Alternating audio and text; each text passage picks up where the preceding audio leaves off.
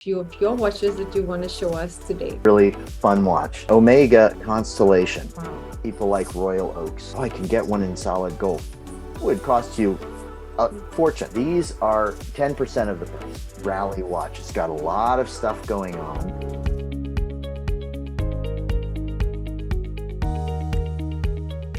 Gregory, welcome back to the hour markers. Thank you very much. I'm very glad to be here. Greg, as we always do, we'd like to now dive into a few of your watches that you want to show us today. Sure. So today I wanted to first, this is a really fun watch that I wanted to show. It's one of my favorites. And what's really cool about it is it's an Omega Constellation. It's a TV dial, once again, a TV dial. These are respirator watches. So to understand what a respirator watch is versus a conventional watch, a conventional watch, you can screw things down and make them tight. This watch, everything is square. So how do you keep a square thing waterproof? Well, what they actually did was they would have rubber gaskets, and the pressure of water would press the case together and make it tighter. It's right. It's a compressor.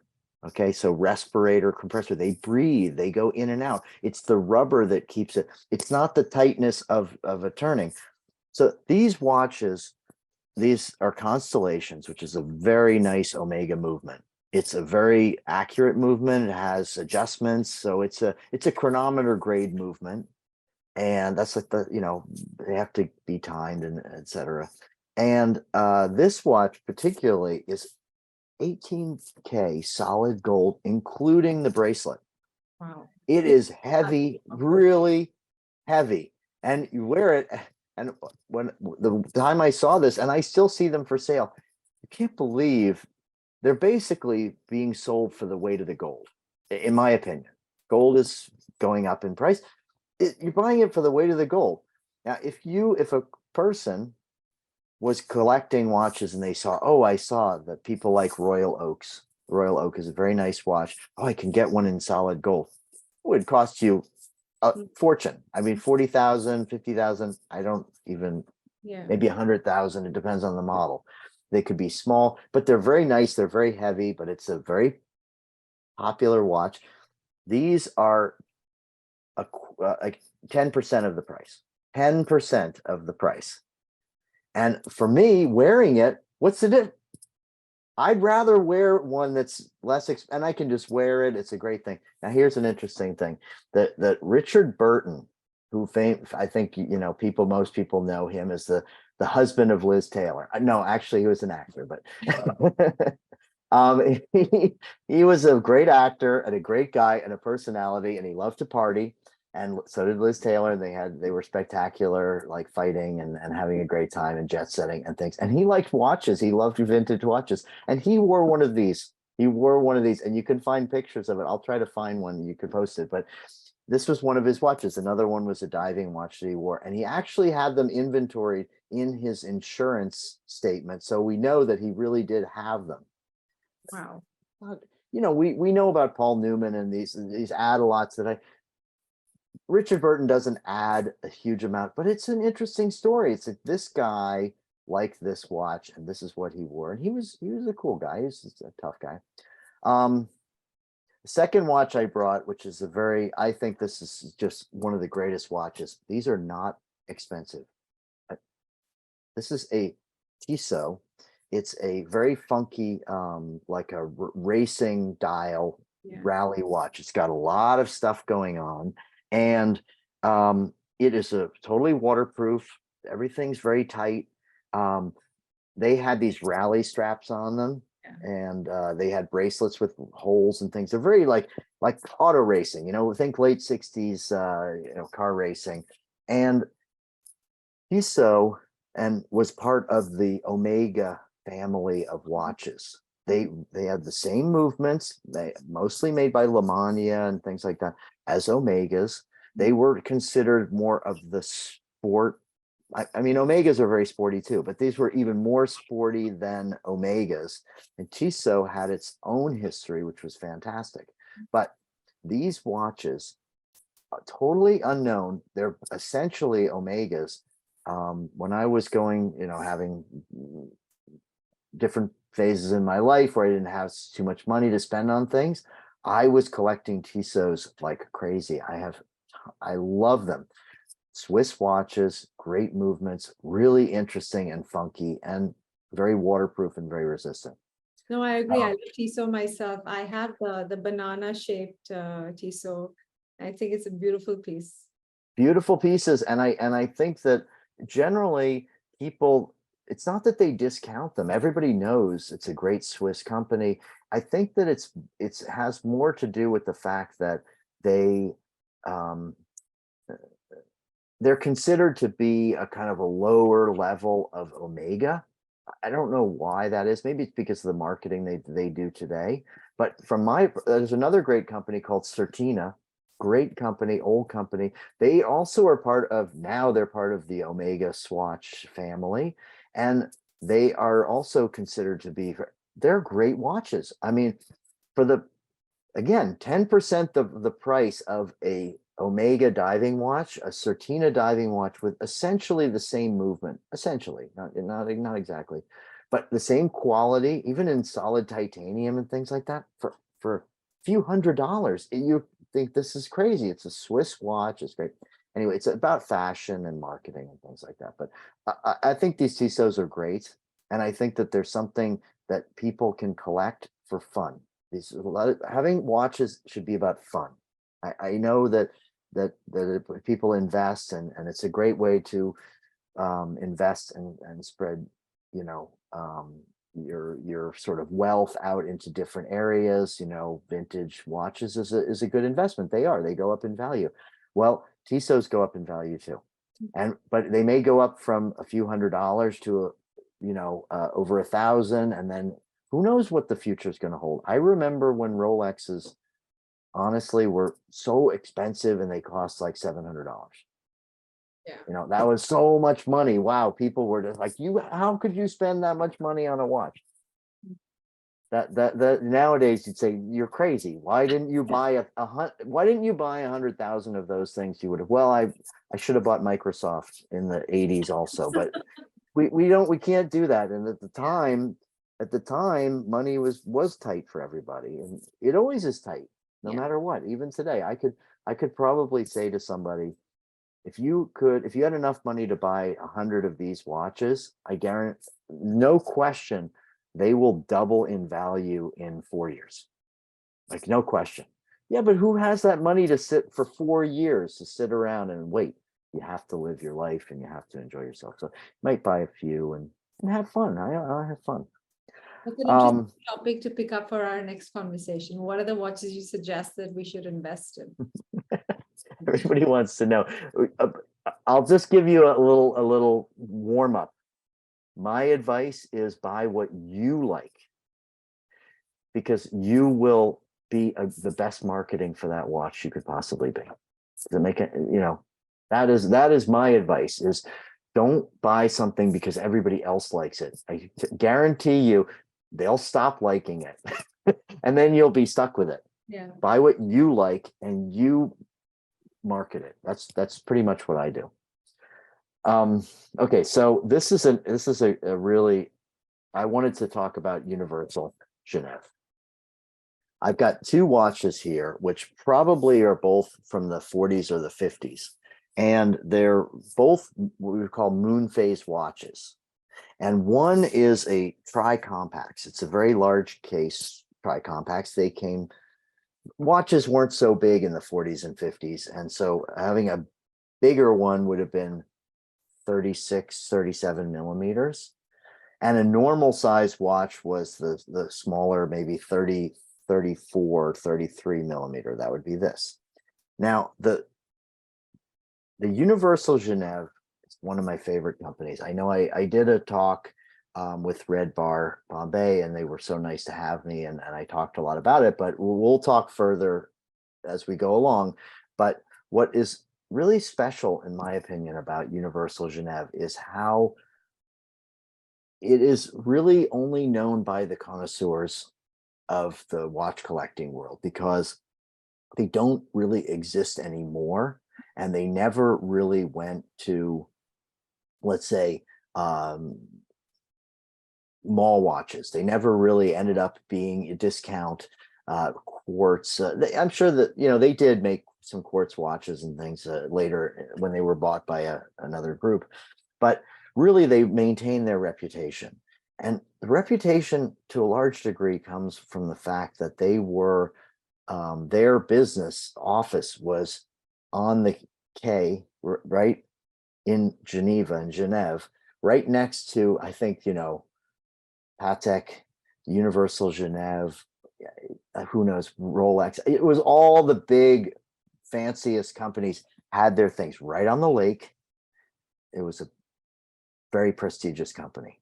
They were making things all over Switzerland, as people did, different movements in different places, different techniques. They used the same case makers as all the other major brands, but their number one, their only distributor in North America was the Stern family, Henri Stern, who, in fact, that family owns Patek Philippe now. They also owned the distributorship in New York City, Henri Stern, and they sold Patek and they sold Universal Genève. So if you were a person of, a famous person or a royal person, you might want to get a gold Patek Philippe. It would be a prestige piece. You would wear it around, and we know these pieces. They're amazing. They're very collectible. They're not very wearable because they're too valuable. But another person might say, hey, I need a steel watch. I'm actually racing cars or I'm traveling. So Universal Genève supplied the broad market, where Patek was very narrow. But essentially, you're talking about watches of the same quality level, the same market. And the tri-compacts, which I showed, is the reason it's called a tri-compacts is because it has 3 additional subdials. So a normal watch, let's say a regular watch, an average watch, might have hour and minute hands, and then one little teeny dial that's just going around and around, telling you that it's running. So that's just the seconds. It's just going. So these tri-compacts were the last iteration, because they had a unicompax, which had one on the side. So when the sweep second hand would go around one time, this one would click one thing, one subdial, unicompax. Then they had one that had 2, so it had minutes and hours. Okay, so now you've got 2. It was a bicompax. They called it a compact, but it was the bicompax. And then there was the tri-compacts, which had a moon phase and a date window at the top. So it has 3 in addition to the 1. So actually you've got 4. That's why it was called the tri-compacts. And that was in the 1940s. And famously, Harry Truman, President of the United States, he wore a tri-compacts at the Potsdam meeting in Berlin at the end of the war. He made it famous, but it was really a 1940s thing, and it was really as high quality as any Patek. This was not something, but it's a chronograph, so you can actually, imagine you're a car racer and you're trying to time something, but you also need to know the moon phase and the day and the date and it's ridiculous. It's just for fun. It's the fun of watch. It's a complication that is really like the top thing. I mean, so this was really for every person that would want it, and you could get them in steel. The other watch is a smaller one, and it has little teeny subdials as well, and a moon phase. But what it has in its subdials, it's not a chronograph.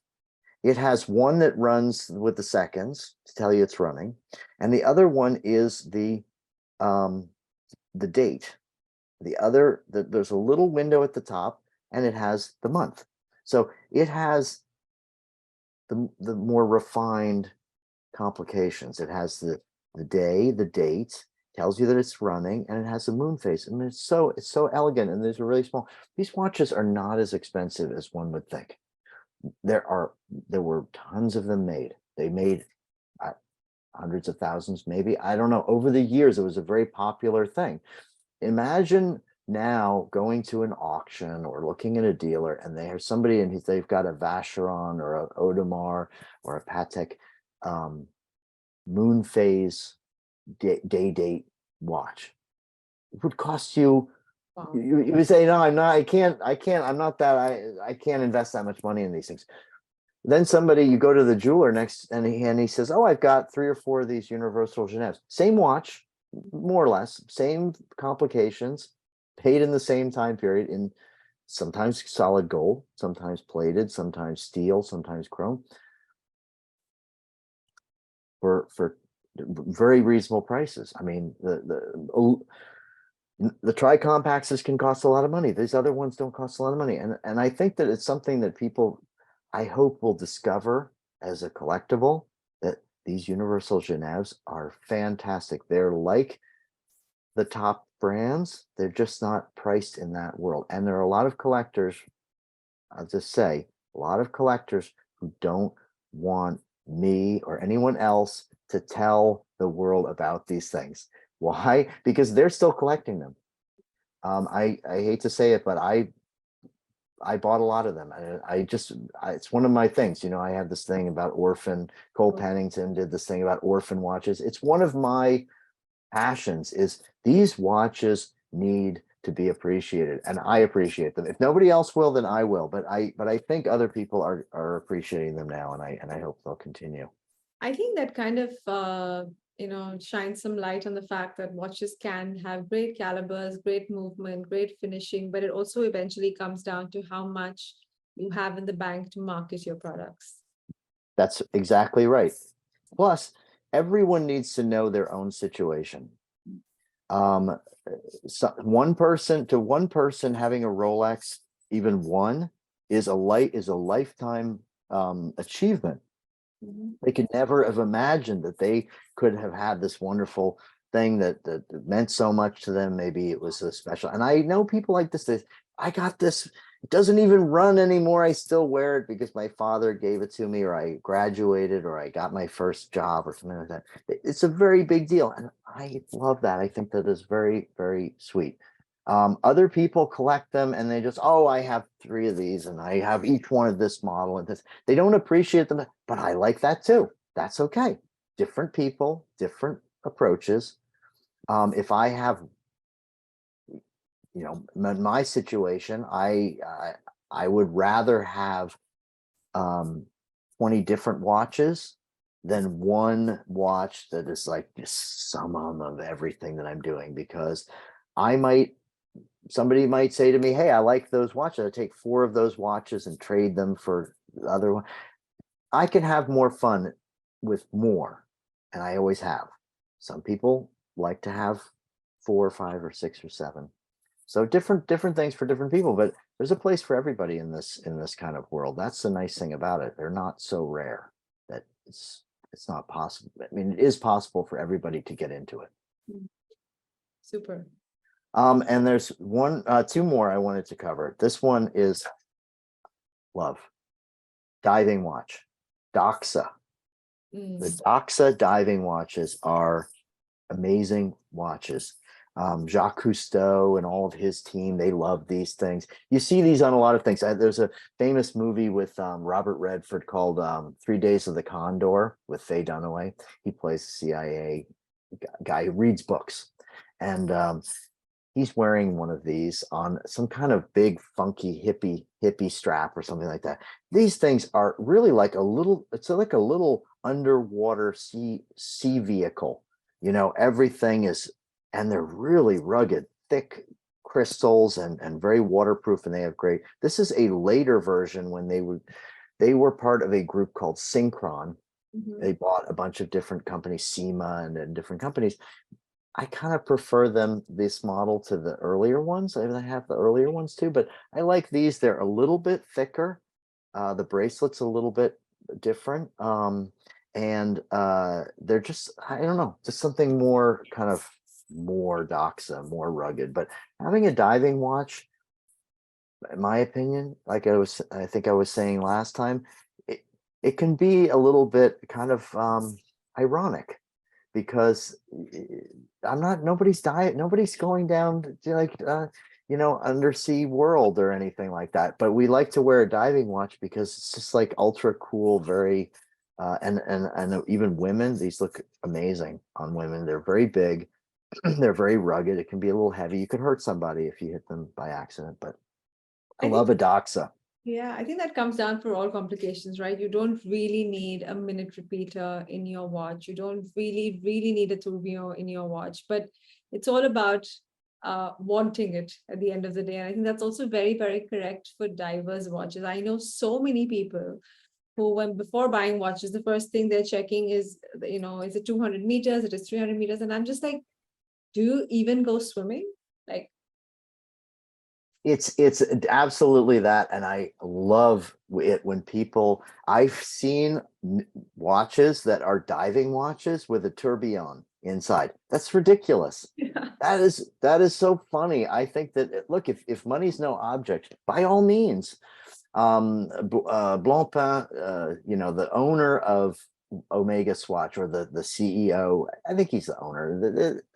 It's a family, or in any case, he's a diver, kind of his thing, and they make these huge watches. They're monstrous. They're huge. They look like a pocket watch size on your wrist, and they have mechanical depth meters inside and things. Ridiculous. If you know what, nobody's going to use that thing. I mean, if you were lucky enough to be sponsored by them and they gave you one of these, by all means use it. But the fact is that it is so much fun to just look at the thing, to hold it in your hand, to wear it. It's a pleasure. Like a race car, or I don't know what else I could even think of. Maybe a pair of like some kind of piece of clothing that is ridiculous, but you just love it. You want to see it in your closet. Like, I love that thing. I know I'm never going to wear it, but I love it, and I'm glad I have it, and I get to appreciate it. And other people go, "Oh my gosh, you're amazing that you went that far." I think that's great. Like one of those runway outfits that you just wonder, how do people wear that in normal life? So it's like one of those things. And when you see someone wearing it to a wedding or something, that you go, wow, you're so cool. Like, why don't waste your time keeping things in a closet for someday? It's ridiculous. It's not a good idea, in my opinion. And watches is very much a part of that. I think you and I have talked about that in terms of luxury generally.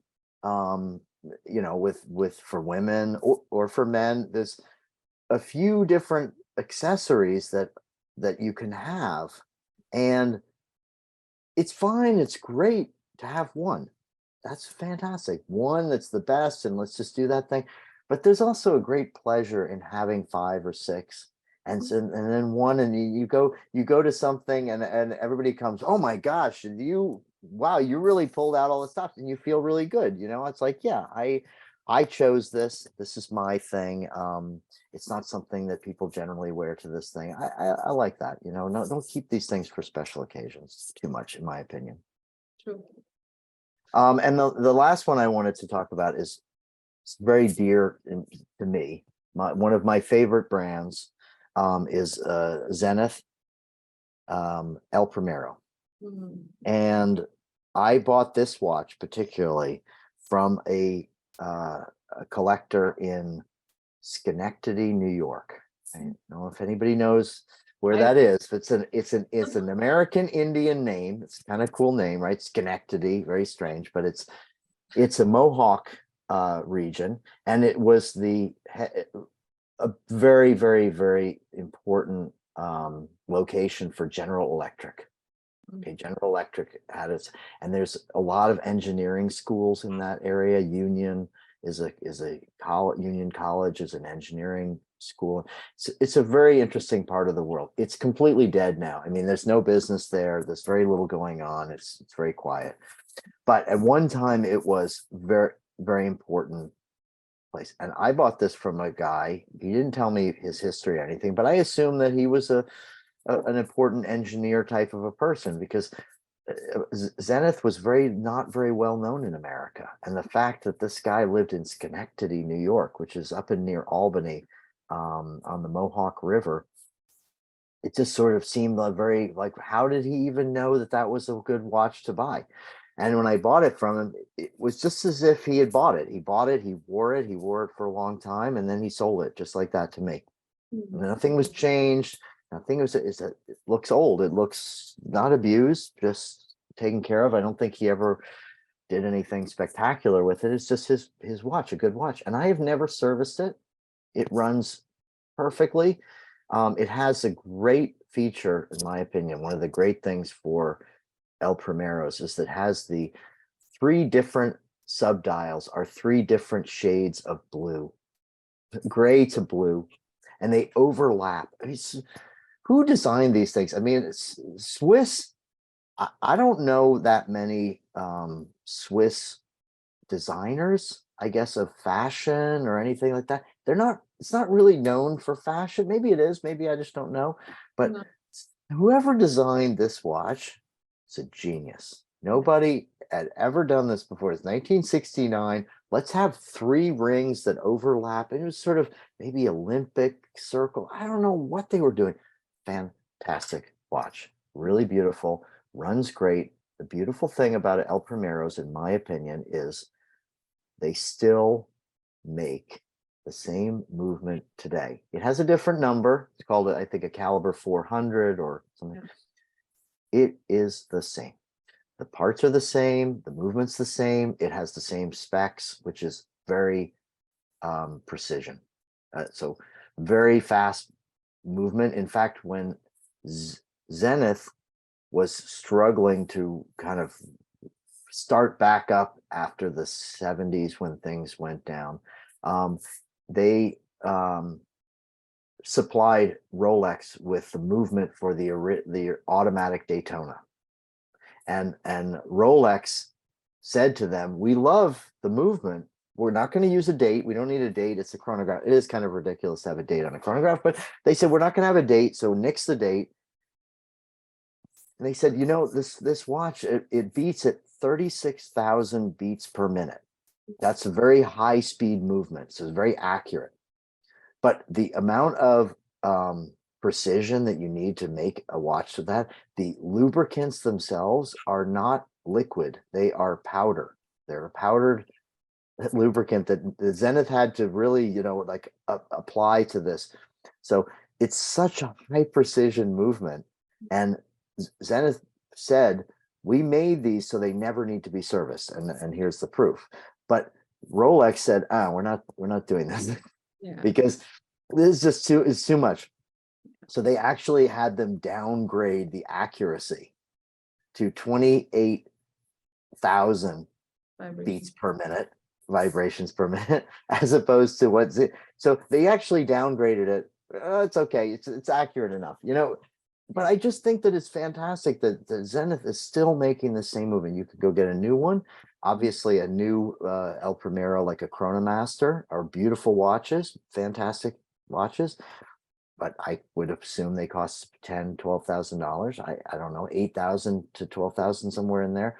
And even today, vintage El Primeros, I know some models that can be had for under $2,000 even, vintage, and they're just the same movement, different styling, different models, So I just love these watches. I think they're so collectible. Zenith is one of my favorite companies. And anyway, that's all I brought today. So that's something we have in common, actually, Greg. Zenith is one of my favorite companies as well. And I think it's one of the few brands that actually is known for its movement. So when you talk about a Zenith, right, you don't say that I want a Daytona or I want a Royal Oak or I want one of those. It's always about the El Primero. And it's so ironic. Yes. Zenith is one of the few brands that's actually recognized by its movement. You're not going to see want a Chronomaster, or you're not going to say, I want a Pilot. It's about an El Primero. So I think that's something very commendable for a brand like Zenith that unfortunately hasn't taken off the way it should, in my opinion. But the El Primero, definitely hats off to what they've done and what they continue to do today. I have two in my collection and I can't get enough of it. I think that they are poised for greatness. I know that some of the people who work there, they're very nice people. And they love it. Some of them are very passionate about the history, which I am as well. And they are poised. Their biggest issue, if you like, is that they are not that well known outside of Europe. That is a problem. There's a collector, a very nice collector from Red Bar Bombay, who bought a Zenith Defy vintage.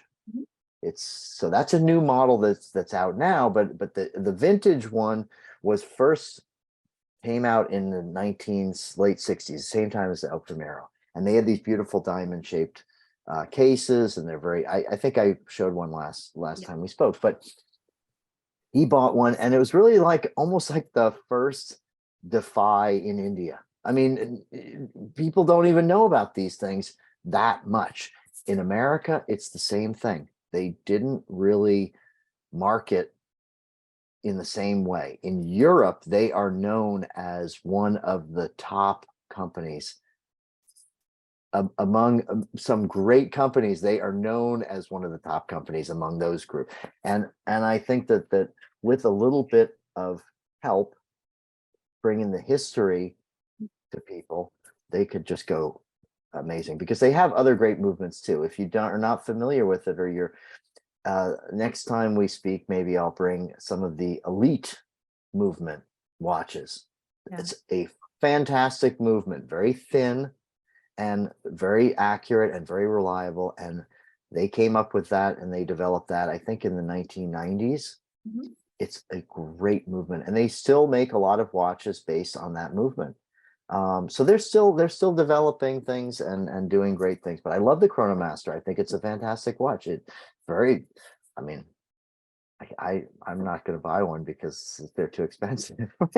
No, new watches are always, to me, it's very, very hard to buy a new watch, because I know that with the people that I know and the places that I can go to buy watches, I can get a lot of value for the same amount of money. When you buy a new watch, you know what you're getting, and you're getting my opinion, let's take, for example, the cost of a car in America, a nice car, a convertible car. I have my aunt's car, and I drive it still. It's a 1972 Mercury. It's a convertible. So that was a nice car. And in the glove box, I found the original receipt.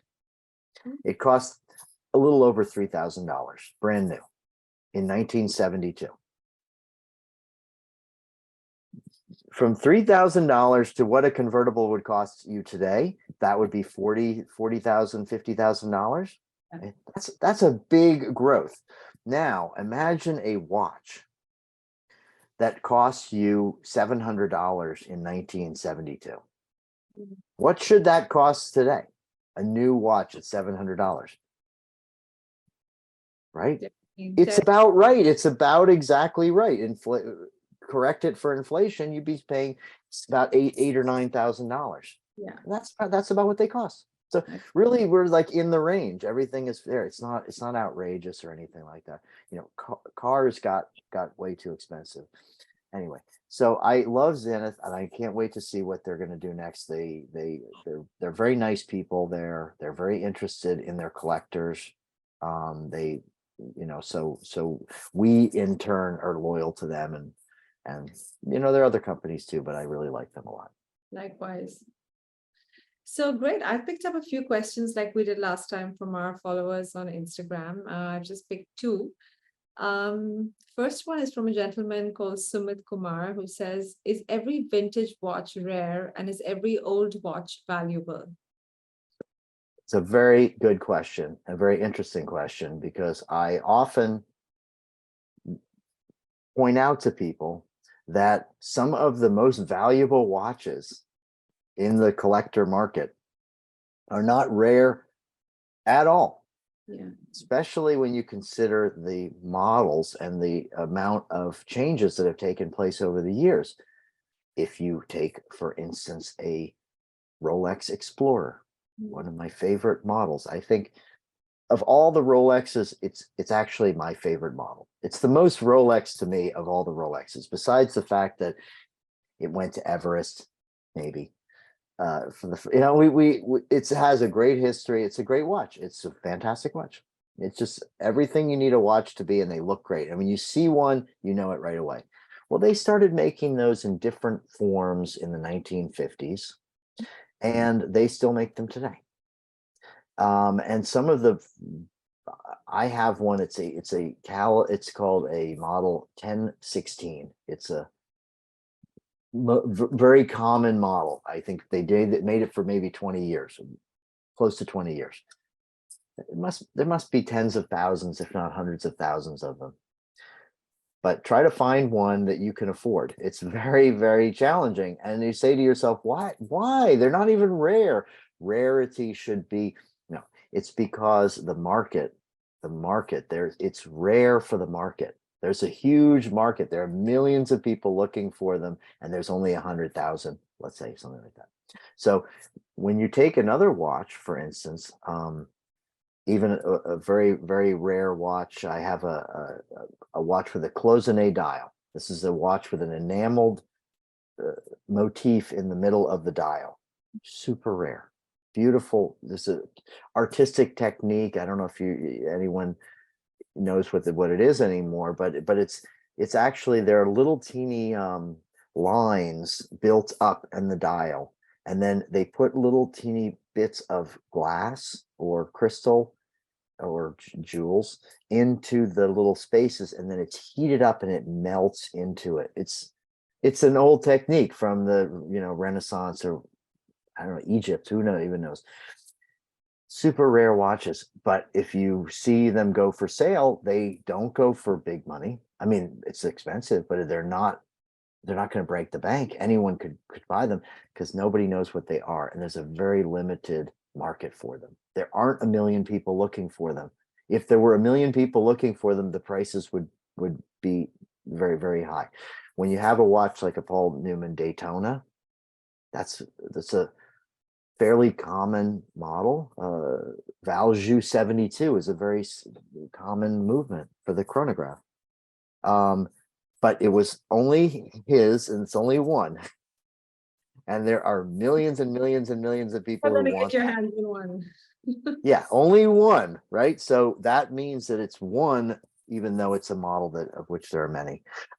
So, and I would say that as far as the second question is concerned, the second part of the question, I think that all old watches have the potential to be collectible, and that includes swatches, that includes Mickey Mouse watches, that includes military watches, which were made by the millions of very cheap materials, because I hate to say it, but they weren't intended to last for that long. That's a very sad statement, but these watches are very, very collectible, because you get to touch a certain, it's not a nostalgia as much, in my view, as much as it is, it's participating in some kind of a history, even though we may not have any real connection to it.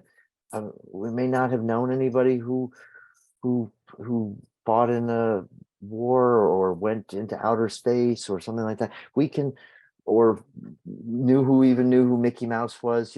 Someday they'll be like, who was this strange god that people worship named Mickey Mouse? We have no idea what people are going to think in the future, but we can touch these things, and we are participating in this kind of story. And I think that there's always an appeal for that. The prices, I remember going to see an art show once, artist people know, named Jeff Koons. And it was a long time ago, and there were these fish tanks full of basketballs, fish tanks with basketballs in them. And And there were Nike posters in frames. I couldn't,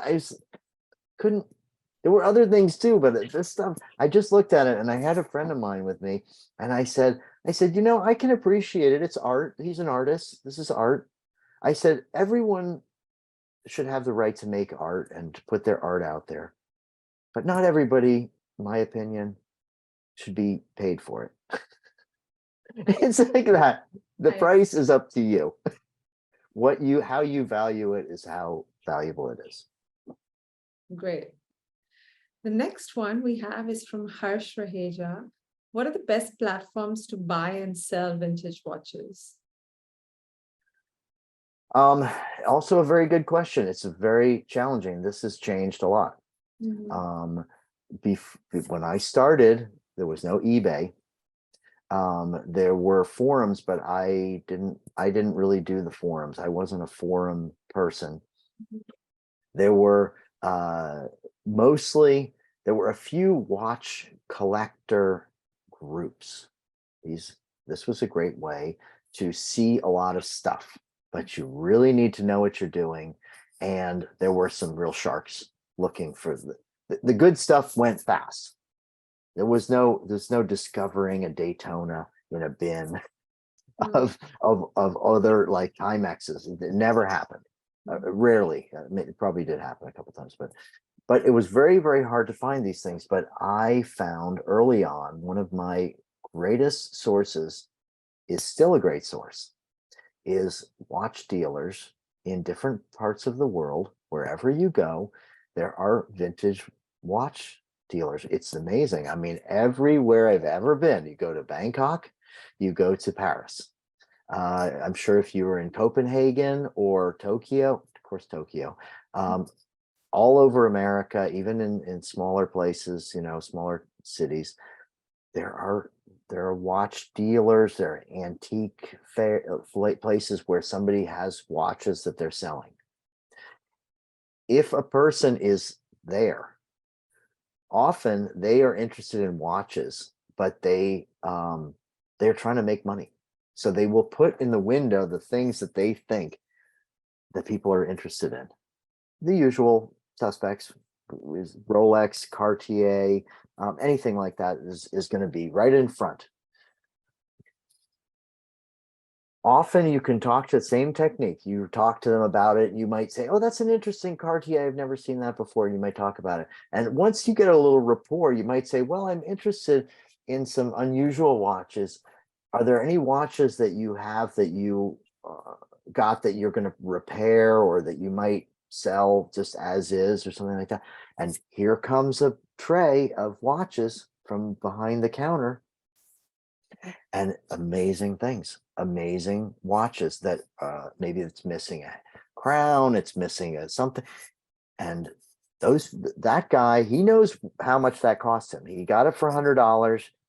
It's going to cost him $300 to fix it. He's going to sell it for whatever. So when you go in and you say to him, "Oh, well, I just need that. I'd like to get that watch, just that." He might just double his money and you can get it for a few $100. I mean, that is a great source of things. I'm absolutely sure that in India, that has not been done. There are probably amazing things that are hidden away that people don't value because they're not Rolex or they're not, new or something like that. That's a great source. eBay still exists. If you didn't know, it's a great resource, but it is not, for me, it is not a place to buy perfect watches. It is not a place to, unless you really know what you're doing, be very careful. It's a great place to buy incomplete watches or parts for watches or even to learn about watches. I use eBay. I would say I use it as a resource, and I have search criterion that I use that are saved. And so when I look on eBay, I will go to the places that I'm looking for things, movements, bracelets, the name, the model of a watch, the brand, of course. Any of these things are things that it will pull out of the description. to tell you. So I know there's certain watch bracelets like Gay Frere.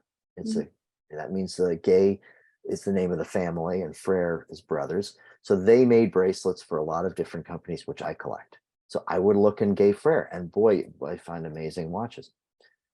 Um, Chrono 24 is very good if you know who you're dealing with. That you Yes. these are generally places that are respected or well-known dealers that are selling watches. It's a way for them to sell a watch that they can't get everybody walking by their store. And the eBay it's a little bit hard to sell. There's some issues, with guarantees. People buy things, they then they want their money back. It can be a little sketchy if you're selling something very, very valuable. So they prefer Chrono 24, and I think it's okay. But my advice is generally these places are always the starting point, and the best place where I get watches is by having people who know what I like that I've bought from. They will send me a message. I'm sure this is my opinion. This is the kind of thing that is going to happen in India, increasingly so. There are going to be people out there who are going to be looking for things. What you want those people looking for you.